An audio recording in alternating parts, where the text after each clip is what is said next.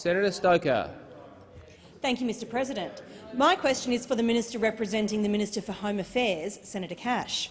Can the minister outline to the Senate the approach that the Morrison government is taking to protect Australia and its institutions from the threat of foreign interference? The Minister representing the Minister for Home Affairs, Senator Cash. Thank you, Mr President, and I thank Senator Stoker for the question. Mr President, the Morrison government is committed to protecting our nation, our people and our sovereignty. Our government takes allegations of foreign interference and espionage seriously, and the allegations raised this week are concerning.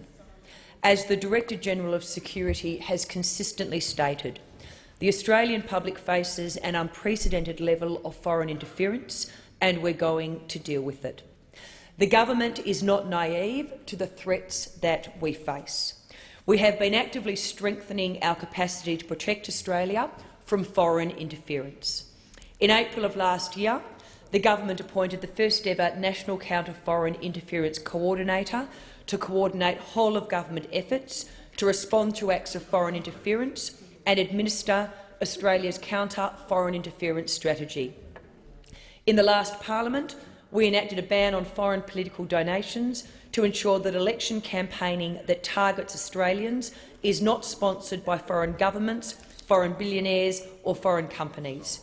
We have introduced a number of legislative measures to tighten our laws to make it more difficult for foreign actors to interfere. These include the National Security Legislation Amendment Espionage and Foreign Interference Act, the Foreign Influence Transparency Scheme Act, the Security of Critical Infrastructure Act and the Electoral Legislation Amendment Electoral Funding and Disclosure Reform Act. The Australian people should have confidence that our nation is better equipped to deal with this issue, thanks to the strong action that the government has taken. The Morrison government will do everything possible to keep the Australian public safe. Senator Stoker, a supplementary question. Thank you, Mr President. What action has the government taken to ensure the integrity of our elections from foreign interference? Senator Cash. Thank you, Mr President. As a government, we have taken action to protect Australia and Australia's institutions from foreign interference. Protecting our election processes is vital. To further strengthen our political system against interference, in the lead-up to the last election, we established the Electoral Integrity Assurance Task Force, a cross-government task force. The task force was led by the Australian Electoral Commission and the Department of Finance and coordinated closely with Australian security and law enforcement agencies. The Electoral Integrity Assurance Task Force agencies did not identify foreign interference that undermined the integrity of the 2019 federal election. We, of course, must be vigilant.